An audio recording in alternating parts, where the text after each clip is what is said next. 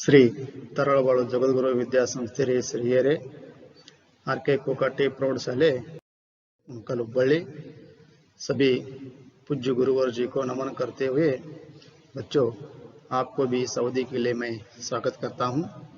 आज हम 10वीं कक्षा के एक पाठ के बारे में अध्ययन करेंगे। बच्चों सबसे पहले मैं आपको यहाँ एक चित्र दिखाता हूँ, वो आप देखिए और उसका नाम बताने का प्रयास कीजिए। सबसे पहले जो फल है वह कौन सा है? अनार, उसके बाद अमरूद, उसके बाद आम। इस आम फल को हम फलों का राजा भी कहते हैं। और उसके बाद चौथा जो है वह सब्जियां, और उसके बाद एक बालक है, वह बालक खाना खा रहा है। वह खाना अनेक प्रकार की जो सब्जियां है, इन सब्जियों से बने हुए खाना वह खा रहा है। वह बाल इस चित्र से हम ये मालूम कर लेते हैं कि अनेक प्रक्रिया सब्जियां खाने से उनमें जो विटामिन की जो अंश होती है या प्रोटीन की जो अंश होती है वह बढ़ जाती है।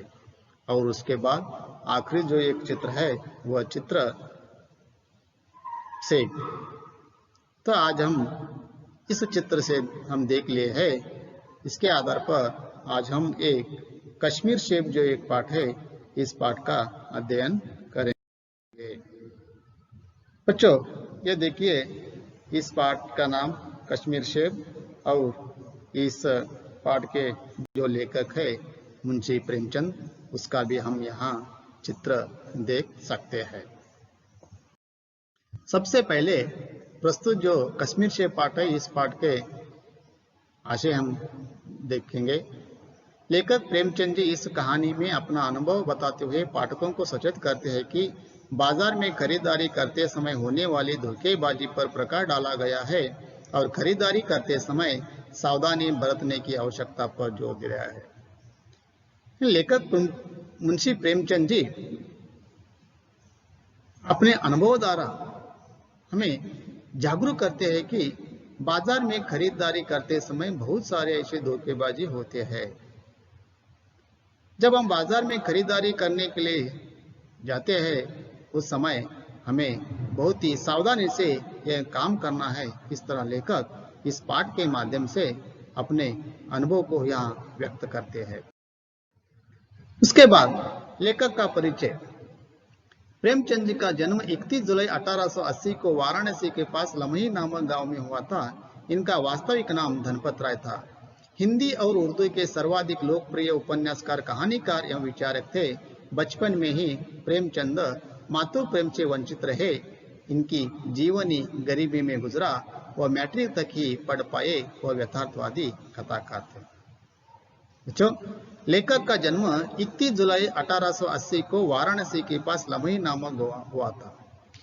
लेखक का जो जन्म उत्तर प्रदेश राज्य के वाराणसी जो है, वाराणसी के पास लमही नामक गांव में 31 जुलाई 1880 जुलै 31 1880 ಇಸ್ವಿಯಲ್ಲಿ ಉತ್ತರ ಪ್ರದೇಶ ರಾಜ್ಯದಲ್ಲಿ ವಾರಾಣಸಿ ಹತ್ರ लमही ಅಥವಾ ಒಂದು ಊರ ಹತ್ರ ಜನಿಸಿದ್ರಂತೆ ಹೇಳ್ತಾರೆ। इनका वास्तविक नाम धनपत राय था। वास्तविक नाम उनका जो मूल नाम था वह मूल नाम धनपत राय था। हिंदी और उर्दू के सर्वाधिक लोकप्रिय उपन्यासकार, कहानीकार एवं विचारक थे। जो हिंदी भाषा है, हिंदी भाषा और उर्दू भाषा के लोकप्रिय वो व्यक्ति थे, और उन्होंने हिंदी और उर्दू भाषा ने उपन्यास, कहानी आदि अनेक कृतियों की रचना भी की है। बचपन में ही प्रेमचंद्र मातृ प्रेम से वंचित रहे। बचपन ने बाल्य जीवन, जो बाल्यकाल जो हम कहते हैं, वह बाल्य से ही वह अपने जो मातृ का प्रेम वात्सल्य जो होता है उससे वह दूर रहे, यानी अलग रहे। इनके जीवनी गरीबी में गुजरा, यानी बाल्य से लेकर वह आखिर तक अपना जो जीवन है वह जीवन हमेशा गरीब में गुजर गए। वह मैट्रिक तक ही पढ़ पाए। मैट्रिक ने आज का जो हम एसएलसी कहते हैं, वह एसएलसी ने मैट्रिक तक ही शिक्षा प्राप्त किए थे। वह एक महान यथार्थवादी कवि, कथाकार, लेखक थे। प्रमुख रचनाएं, उनके जो प्रमुख रचना है उसमें उपन्यास देख सकते हैं। गोदान, सेवा सदन, गबन, निर्मला, कर्म भूमि आदि इनकी जो प्रमुख रचनाएं है। और जो प्रमुख जो कहानी है वह कहानी भी आप यहाँ देख सकते हैं। बड़े घर की बेटी, नमक का दरोगा, पंच परमेश्वर, पूस की रात आदि इनकी कहानियां मानसरोवर नाम से संकलित है। इसके बाद बच्चों हम पाठ को शुरू करेंगे। कल शाम को चौक में 2-4 जरूरी चीजें खरीदने गया था। पंजाबी मेवासरों की दुकानें रास्ते में ही पड़ती है। एक दुकान पर बहुत अच्छे रंगदार गुलाबी सेब सजे हुए नजर आए।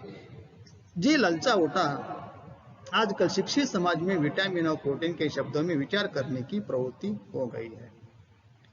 बच्चों, कल शाम को चौक में, चौक यानी चौराहे, आप देख सकते हैं यहाँ एक जो चित्र है, इस चौराहे चौक में बहुत सारे ऐसे जो वाहनों जो गाड़ियां है वह गाड़ियां देख सकते हैं। चौक ने अलग 4 दिशाओं से जो रास्ता एक ही तरफ एक ही जगह पर आकर मिलते हैं उसे हम क्या कहते हैं? चौक कहते हैं। लेखक 2-4 चीजें खरीदने उस चौक में गए थे। उस चौक में एक रास्ते पर पंजाबी मेवासरों की दुकानें थी। पंजाबी जो पंजाब जो व्यक्ति है उसका वहाँ एक दुकान था। उस दुकान में मेवासुर स्वच्छ ताजा फल हमें दिखाई दिए। एक दुकान पर बहुत अच्छे रंगदार गुलाबी सेब हुए थे और उस रास्ते पर जो एक दुकान था उस दुकान में अच्छे स्वच्छ सुंदर ताजा रंगदार गुलाबी सेब नजर आने ने उन्होंने देख लिया। वह देखकर लेखक का जी ललचा उठा ने अत्यंत प्रसन्न होना, संतोष होना। उस रंगदार गुलाबी को देखकर लेखक का जी ललचा उठा और लेखक ने कहते हैं कि आजकल शिक्षित समाज में विटामिन और प्रोटीन के शब्दों में विचार करने की प्रवृत्ति हो गई है। और उतना ही नहीं, आजकल शिक्षित समाज में ज्यादा से ज्यादा विटामिन और जो प्रोटीन होते हैं उसके बारे में विचार करते हैं। क्योंकि जो शिक्षित समाज में इसलिए विचार करते हैं कि अनेक प्रकार के जो फल जो सब्जियां है वह सब्जियां फल खाने से हमारे शरीर में जो विटामिन और जो प्रोटीन की जो शक्ति है वह बढ़ जाती है और अनेक प्रकार की जो बीमारियां है उस बीमारियों से भी हम दूर सकते हैं। इसलिए आज ज्यादा से ज्यादा शिक्षित समाज में इसके बारे में विचार करते हैं। टमाटो को पहले कोई भी न पूछता था, अब टमाटो भोजन का आवश्यक अंग बन गया है। बच्चों, आप वहाँ टमाटो का चित्र भी देख सकते हैं और नीचे जो भोजन है वह भोजन का चित्र भी हम देख सकते हैं। या अनेक प्रकार के जो भोजन तैयार किया गया है उनमें सब्जियां भी है, चावल है और जो अनेक जो सब्जियां आप देख सकते हैं। देखिए बच्चों, अलग अलग प्रकार के जो सब्जियों से हम खाना तैयार कर सकते हैं। अगर कोई भी हम खाना तैयार कर सकते हैं तो वो तैयार करने के लिए टमाटो बहुत ही आवश्यक है। अगर टमाटो नहीं है तो हम भोजन नहीं बना सकते हैं। इस तरह लेकर करने का विचार है। भोजन बनाने के लिए जो टमाटर है वह एक आवश्यक अंग बन गया है। लेकिन हम पहले देखते थे कि टमाटो को कोई भी नहीं पूछता था, लेकिन हर एक भोजन के लिए वह एक आवश्यक अंग या घटक बन गया है। गाजर भी पहले गरीबों की पेट भरने की चीज थी। अमीर लोग उसका हलवा ही खाते थे, मगर अब पता चला है कि गाजर में बहुत विटामिन है, इसलिए गाजर को भी मेजों पर स्थान मिलने लगा है। गाजर भी पहले गरीबों की पेट भरने की चीज थी। जो गाजर है, गाजर को भी हम देख सकते हैं। जो गाजर है वह पहले गरीबों की पेट भरता था। अमीर लोग भी उसे खाते थे, लेकिन अमीर लोग उसका हलवा बनाकर खाते थे। हलवा यानी जो मिठाई जो पदार्थ होते हैं उसे क्या कहते हैं? हलवा कहते हैं। यानी जो अमीर यानी जो श्रीमंत लोग हैं, श्रीमंत लोग उस गाजर का हलवा बनाकर खाते थे। मगर अब पता चला है कि गाजर में बहुत ही विटामिन है, इसलिए गाजर को मेजों पर स्थान मिलने लगा है। लेकिन आज हमें मालूम हो गया कि जो गाजर है उसमें भी एक बहुत बड़ा विटामिन शक्ति है, इसलिए गाजर को भी हम रोज आहार में इस्तेमाल करते हैं। और उतना ही नहीं, उस गाजर को आज व्यापारी लोग जो मेजो यानी जो टेबल हम कहते हैं, टेबल पर रख रहे हैं। यह भी चित्र आप देख सकते हैं। डॉक्टर से बचने के लिए हम नीम कौड़ी तक खाने को तैयार हो सकते हैं। सेब तो रस और स्वाद में अगर आम से बढ़कर नहीं तो घटकर भी नहीं। सेब को यह स्थान मिलने लगा गया है कि अब वह केवल स्वाद में ही स्वाद का चीज नहीं, उसमें गुण भी है। और बच्चों, इस पाठ से हमें यह संदेश देते हैं कि ये मालूम होता है कि डॉक्टर से बचने के लिए हम नीम कौड़ी को खाने को भी तैयार हो सकते हैं। अगर डॉक्टर ने बोल दिया तो आप नीम कौड़ी खाइए। नीम ने ಬೇವಿನ ಮರ ಏನು ಬೇವಿನ नीम का पेड़ ने ಬೇವಿನ ಏನು ಮರ ಅಂತೀವಲ್ಲ, ಬೇವಿನ ಮರಕ್ಕೆ ಹಿಂದಿದಾಗ नीम का पेड़ अंतारा। लेकिन कौड़ी यानी जो नीम का जो फल होता है उस फल को क्या कहते हैं? नीम कौड़ी कहते हैं। अगर डॉक्टर ने बोल दिया आप नीम कौड़ी खाइए, नीम कौड़ी खाने को भी आज हम तैयार हो गए। क्यों? वो जो नीम का जो फल है, नीम का जो पत्ता है, उसमें भी अनेक प्रकार की जो बीमारी जो रोग है वो नाश करने की शक्ति उसमें है। यह हमें मालूम हो गया है और डॉक्टरों को भी उनका मालूम पड़ गया कि वह खाने से हम इस अनेक प्रकार की जो बीमारी है उससे हम बच सकते हैं। इसलिए डॉक्टर ने बोल दिया तो हम वो भी खाने के लिए आज तैयार है। सेब और रस और स्वाद में अगर आम से बढ़कर रहे तो नहीं है तो घटकर भी नहीं।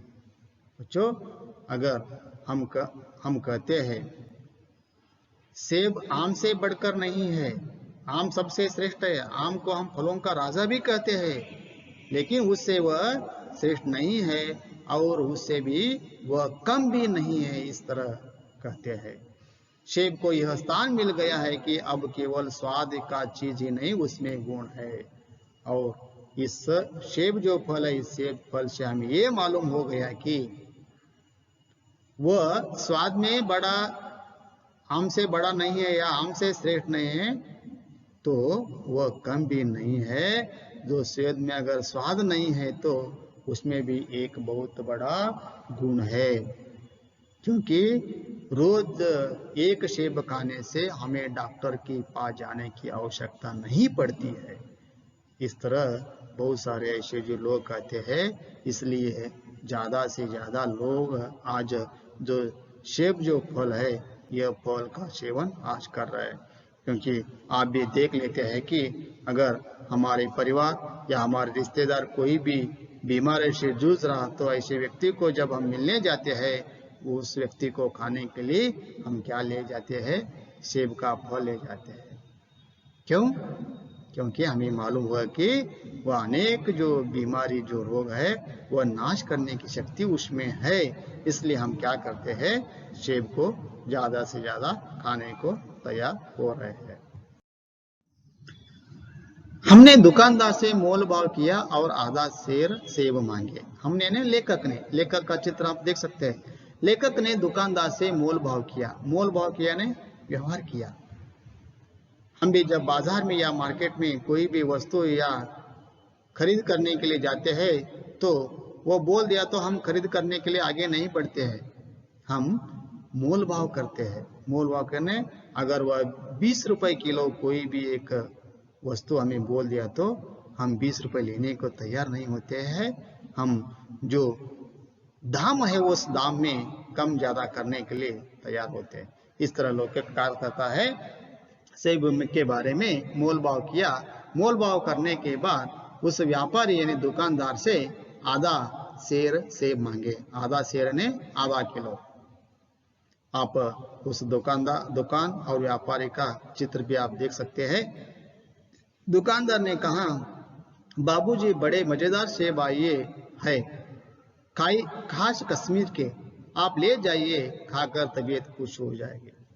जब लेखक ने मोल भाव किया, मोल भाव करने के बाद दुकानदार ने लेखक से कहते हैं, बाबूजी, यजमान रे, बड़े मजेदार सेब आए हैं. बाळा, ಸ್ವಚ್ಛ ತಾಜಾ ಫ್ರೆಶ್ ಒಳ್ಳೆ ಸೇಬು ಹಣ್ಣುಗಳು ಬಂದಿದಾವ. ಖಾಸ್ ಕಾಶ್ಮೀರಕ್ಕೆ. ಇವು ಬೇರೆ ಎಲ್ಲಿ ಇಲ್ಲದೆ ಅಲ್ಲಿ ಇಲ್ಲಿ ತಂದಿಲ್ಲ ನಾವು. ಏನು कश्मीर ಏನು प्रदेश कश्मीर ದಿಂದ ನಾವು ಈ ಸೇಬು ಹಣ್ಣುಗಳು ತಂದಿವು. आप ले जाइए, ये लेकर आप ले जाइए. इसे खाने के बाद आपका तबीयत बहुत खुश हो जाएगा. तबीयत खुश हो जाने आपको बहुत आराम मिलते हैं. आप बहुत ही अच्छी तरह से रह सकते हैं. इसलिए आप क्या कीजिए, इसे ले जाइए. इस तरह जो दुकानदार है वह दुकानदार ने लेखक से कहते हैं. मैंने रुमाल निकालकर ऐसे देते हुए कहा, चुन चुन कर रखना. जब दुकानदार ने लेने के लिए कहा तब लेखक लेने को तैयार होते हैं. उनके पास जो रुमाल था, रुमाल यानी कई वस्त्र कर्चिप न होते, उनके पास जो रुमाल था वो रुमाल निकालकर लेखक ने दुकानदार के हाथ में देते हैं और उसे कहते हैं, चुन चुन कर रखना. चुन चुन कर रखना ना, अच्छी अच्छी देना. तब दुकानदार ने तराजू उठाई और अपने नौकर से बोला, सुनो, आधा सेर कश्मीर सेब निकालना, चुन कर लाना. तराजू तोलने का जो साधन होती है, उस साधन को क्या कहते हैं? तराजू. अंदर ನಾವು ಕನ್ನಡದಲ್ಲಿ ತಕ್ಕಡಿ ಅಂತೇವೆ. ಅಲ್ಲಿ ತರಾಜು ಚಿತ್ರ ಕೂಡ ನಾವು ನೋಡಬಹುದು. ಆಮೇಲೆ ಈ ಕಡೆ ಮತ್ತೆ ಆ ದುಕಾನದಾರ ಮತ್ತು ಅವನ ನೌಕರ ಅಲ್ಲ ಬಾಲಕ, ಆ ಬಾಲಕನ ಚಿತ್ರ ಕೂಡ ನಾವು ನೋಡಬಹುದು. दुकानदार ने तराजू उठाई और अपने नौकर से कहा, क्या कहा? सुनो, आधा सेर कश्मीर सेब निकाला, चुन कर ला. अर्धा किलो कश्मीरी ಸೇಬ್ ತೊಂಬ, ಆಮೇಲೆ ಇದು ಆರ್ಸ್ ತಗೊಂಬ ಅಂತ ಹೇಳಿ ಆ ದುಕಾನದಾರ ಏನ್ ಮಾಡ್ತಾನ, ತನ್ನ ನೌಕರ್ಗೆ ಈ ವಿಚಾರನು ಹೇಳ್ತಾನ. लौंडा 4 सेब लाया. दुकानदार ने तौला, एक लिफाफे में उन्हें रखा और रुमाल में बांधकर मुझे दे दिया. मैंने 4 आने उसके हाथ में रख दिए. लौंडा ने, जो नौकर, जो बालक था, वह बालक ने 4 सेब लाया. दुकानदार ने तौला. वो 4 सेब को उस जो दुकानदार था वह दुकानदार ने तौला. तौलने के बाद उन्हें एक लिफाफे में रख दिया. लिफाफे ने जो कागज का जो कवर होता है, जो हम पॉकेट कहते हैं, उसमें रखा और लेखक ने उसके हाथ में जो रुमाल दिया था उस रुमाल में बांधकर लेखक के हाथ में दे दिया. उसके बाद लेखक ने उसे क्या करता है, 4 आने पैसे उसके हाथ में देता है और लेने को कहते हैं. घर आकर लिफाफा जो को त्यों रख दिया. रात को सेब या कोई दूसरा फल खाने का फायदा नहीं है. फल खाने का समय तो प्रांत काल है. जब लेखक ने जो आधा किलो जो सेब लाया, सेब लाकर अपने घर में आने के बाद उसे वैसे ही रख दिया, वह नहीं निकाला. इसलिए रख दिया कि रात को सेब या दूसरा कोई फल खाने का कायदा नहीं होता है, इसलिए वह रात के समय नहीं खाया. फल खाने का समय तो प्रांत काल होता है. प्रांत कहने सुबह. इस तरह विचार कर सोचकर लेखक ने वो जो शाम को जो सेब लाया था वह सेब नहीं निकाला, वैसे ही जैसे रख दिया था. सुबह मुंह हाथ धोकर जो नाश्ता करने के लिए लेखक एक सेब निकाला तो सड़ा हुआ था. 1 रुपए आकार का छिलका लग गया था. समझा कि रात को अच्छी तरह से न देखा होगा. तब लेखक ने सुबह मुंह हाथ धोकर जो नाश्ता करने के लिए एक सेब निकाला तो वह सड़ा हुआ था. सड़ा हुआ यानी खराब हो गया था और उस सेब को 1 रुपए का आकार का छिलका लग गया था. 1 रुपए यानी जो 1 रुपए की जो नानी होती है, जो कॉइन हम कहते हैं, उसे छिलका लग गया था. छिलका ने धाग धब्बे पड़ गया था. समझा रात को वह अच्छी तरह से न देखा होगा. जब उसे देख लिया, देखते ही लेखक ने अपने मन में विचार कर लिया कि उस दुकानदार ने या बालक ने रात को उसे अच्छी तरह से न देखा होगा, इसलिए इस तरह का सेब मिल गया है। दूसरा निकाला मगर यह आधा सड़ा हुआ था। अब संदेह हुआ, दुकानदार ने मुझे धोखा तो नहीं दिया है। तीसरा सेब निकाला, यह सड़ा न था मगर एक तरफ दबकर बिल्कुल पिचक गया था। चौथा देखा, वह यह तो बेदाग था मगर उसमें एक काला सुराख था, जैसे अक्सर बेरों में होता है। काटा तो भीतर, वैसे ही दबे जैसे बेरों में होते हैं। एक सेब खाने योग्य नहीं है, योग्य ने लायक, खाने की चीज नहीं थी। लेखक ने दूसरा सेब निकाला मगर यह सड़ा हुआ था। सड़ा हुआ ने ऐसा खराब हो गया था। आप देख सकते हैं दूसरा सेब वहां सड़ा हुआ था। यह देखकर लेखक को संदेह हुआ कि लेखक को मन में विचार आए कि दुकानदार ने मुझे धोखा तो नहीं दिया गया है। जब पहला सेब के बारे में ज्यादा से नहीं सोचा, दूसरा सेब उसी तरह निकाला, उस समय उन्होंने सोचा कि वह मुझे धोखा तो नहीं दिया है। तीसरा सेब निकाला, यह सड़ा तो न था मगर एक तरफ दबकर बिल्कुल पिचक गया था। लेकिन दूसरा देखने के बाद लेखक ने तीसरा सेब खाने के लिए निकलते हैं। वह सड़ा तो नहीं हुआ था, खराब नहीं हुआ था, लेकिन एक तरफ बिल्कुल पिचक गया था। देखिए तीसरा सेब किस हालत में है, किस तरह है, वह भी आप देख सकते हैं। और जो चौथा सेब देखा वह बेदाग था मगर उसमें एक काला सुराख था, जैसे अक्सर बेरों में होता है। काटा तो भीतर, वैसे ही दब्बे जैसे बेरों में होता है। लेखक ने चौथा सेब खाने के लिए निकाला। वह बेदाग था, बेदाग यानी स्वच्छ सुंदर था देखने में, लेकिन उसमें भी एक काला सुराग था। सुराग यानी धब्बे, दाग। किस तरह का वह दाग था? अक्सर ಬೇರೋ में ಹೋಗ್ತಾ है, ಅಕ್ಸರ್ ने ಹಮೇಶಾ ಯಾವಾಗಲೂ ಕೂಡ ನಾವು ಬಾರಿಹಣ್ಣು ತಿನ್ನಲಿಕ್ಕೆ ಹೋಗ್ತೇವೆ. ಆ ಬಾರಿಹಣ್ಣಲ್ಲಿ ನೋಡಿ ನೀವು ಒಳಗೆ ಆ ಬೀಜ ಏನಿರುತ್ತೆ ಅದರ ಸುತ್ತಮುತ್ತ ಒಂಥರ ಕಲೆ ಇದ್ದಂಗೆ ಇರುತ್ತೆ, ದಾಗಿರುತ್ತೆ. ಹಂಗೆ ಅದರಲ್ಲಿ ಕೂಡ ಇತ್ತಂತ ಹೇಳ್ತಾರೆ. लेकिन लेखक ने जो चार जो सेब लाए थे उनमें एक भी सेब खाने योग्य नहीं है या नहीं थे। इस तरह लेखक ने आपका जो जीवन में जो घटना घटी थी वह हमें यहाँ बताते हैं। बच्चों ये जो पैराग्राफ या गद्य भाग हमने यहाँ देख लिया है, इसमें आपको एक प्रश्न भी पूछा जा सकता है। वह किस तरह का प्रश्न होता है? यानी सेब के हालत के बारे में लिखिए या सेब का वर्णन कीजिए। इस तरह भी आपको यहाँ प्रश्न पूछ सकते हैं। उसका उत्तर पहला सेब, दूसरा सेब, तीसरा सेब, चौथा सेब, इसका वर्णन आप यहाँ कर सकते हैं। उसके बाद चार आने पैसे का इतना गम न हुआ जितना समाज के इस चारित्रिक पतन का। दुकानदार ने जानबूझकर मेरे साथ धोखेबाजी का व्यवहार किया। एक सेब सड़ा हुआ तो होता तो मैं उसको क्षमा के योग्य समझता, सोचता उसकी निगाह न पड़ी होगी, मगर चारों के चारों खराब निकल जाए ये तो साफ धोखा है।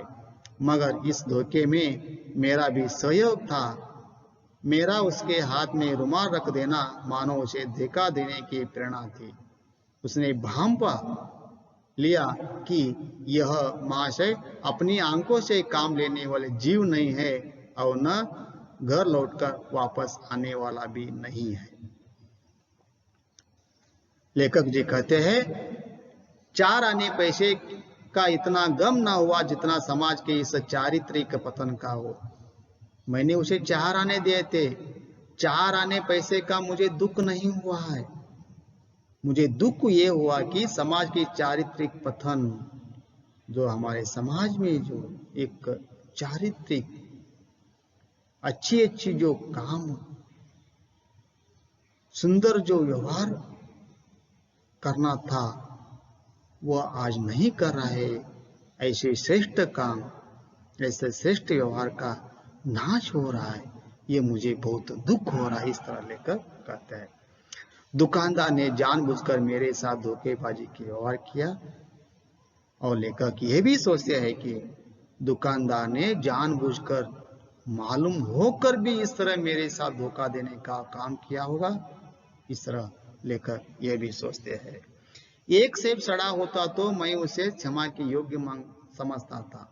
लेखक जी कहते हैं, अगर एक सेब सड़ा होता तो मैं ज्यादा विचार नहीं करता था, उसे मैं क्षमा भी कर देता था। लेकिन मुझे यह दुख हो रहा है कि चारों से चारों सेब खराब निकालना, यह मुझे जानबूझकर मुझे धोखा देने का काम किया है। इस तरह लेखक ने विचार करते हैं, सोचता है कि उसकी निगाह न पड़ी होगी, लेकिन एक खराब होता तो वह अच्छी तरह से नहीं देखा होगा, इसलिए इस तरह का सेब आया। इस तरह मैं समझ लेता था, मगर चारों उनके चारों खराब निकाला जाए, ये साफ धोखा है। और लेखक ने सोचा कि चारों से चारों खराब होना, ये उसने मुझे साफ धोखा दिया है, इन्हें जानबूझकर मुझे धोखा दिया है, मगर इस धोखे में मेरा भी सहयोग है। और लेखक ये भी कहते हैं, वह मुझे धोखा दिया, सिर्फ वो अकेला ही मुझे धोखा नहीं दिया है, उस धोखा देने में मैं भी उसे सहयोग किया है, मैं भी उसे सहायता की है। कैसे? मेरे हाथ में रुमाल उसके हाथ में रख देना, ये उसे धोखा देने की प्रेरणा थी। मैंने गलत काम किया, मेरे हाथ में जो रुमाल था, वो रुमाल जब उसके हाथ में दे दिया, उस समय उन्होंने सोचा कि यह उन्हें मालूम कर लिया कि उसने मुझे पहचान लिया कि यह मां से अपनी आंखों से काम लेने वाले जीव नहीं है। क्या मालूम कर लिया? अगर मैं उसे जो खराब सेब उसमें डाल दिया तो वह आंख खोलकर देखने वाला नहीं है, या रुमाल खोलकर देखने वाला नहीं है, इस तरह का वह व्यक्ति भी नहीं है। और अगर एक बार अपने घर जाकर देख लिया तो वह घर से वापस आने वाला व्यक्ति नहीं है। इस तरह वह सोचा होगा। इस तरह लेखक ये भी हमें कहते हैं। आदमी बेईमानी तभी करता है जब उसे अवसर मिलता है। बेईमानी का अवसर देना, चाहे वो अपने ढीलेपन से हो या सहज विश्वास से, बेईमानी में सहयोग देना पढ़े लिखे बाबू और कर्मचारी तो अब कोई विश्वास नहीं करता। किसी थाने या कचहरी या म्युनिसिपैलिटी में चले जाए, आपकी ऐसी दुर्गति होती है कि बड़ी से बड़ी हानि उठाकर भी आप उधर न जाएंगे।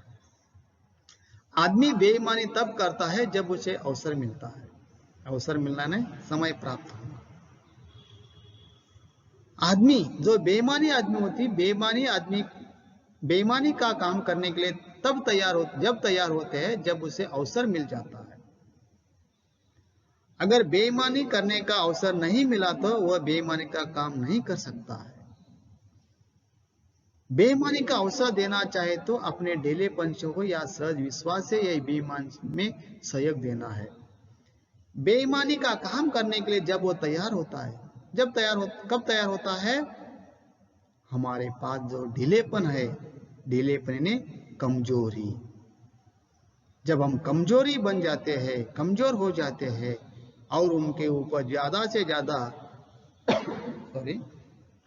विश्वास रखते हैं, तब वह बेईमानी का काम करता है।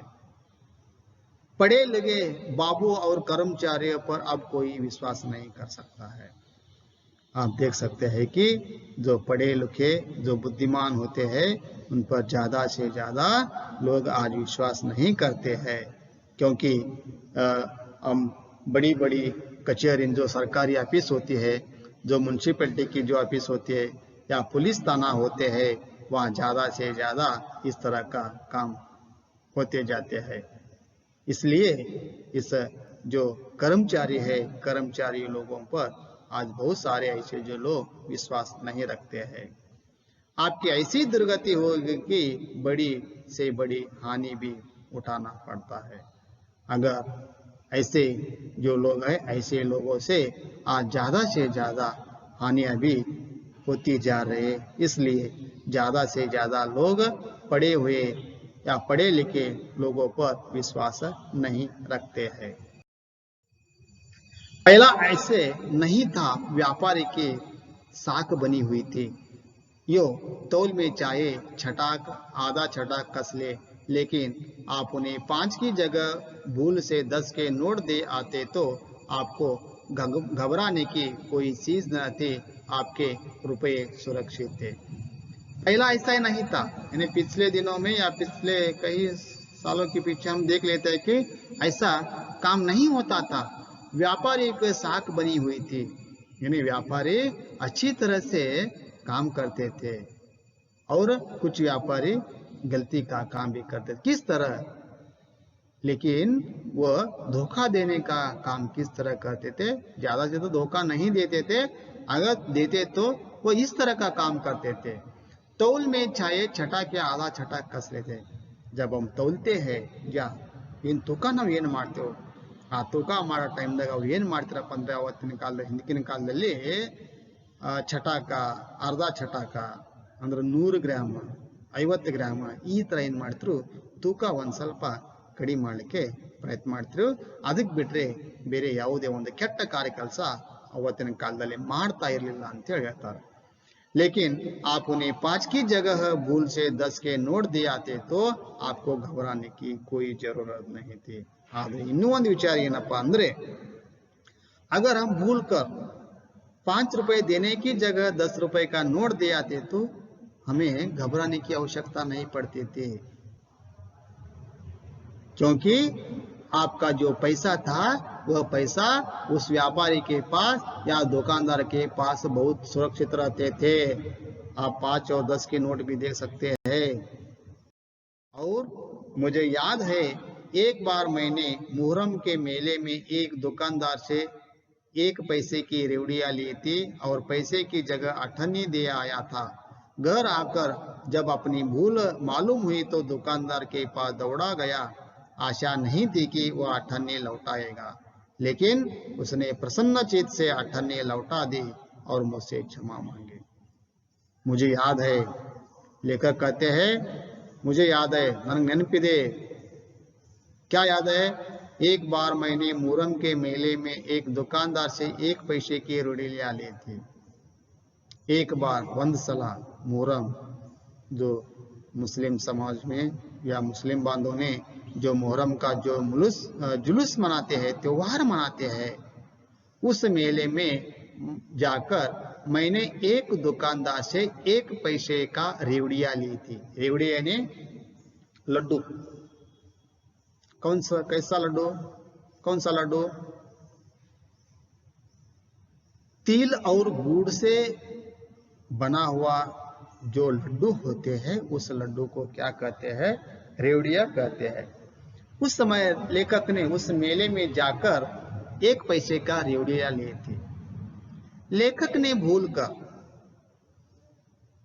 पैसे की जगह उस दुकानदार को अठन्नी दी थी। अठन्नी यानी 50 पैसे, आज के 50 पैसे के बराबर।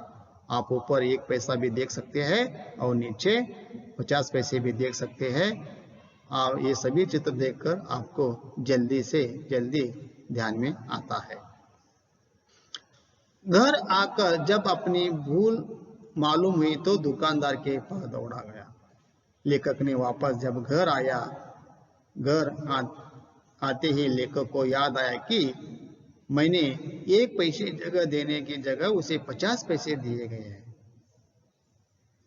याद आते ही लेखक ने क्या करता है, उस मेले में उस दुकानदार के पास दौड़ कर जाता है।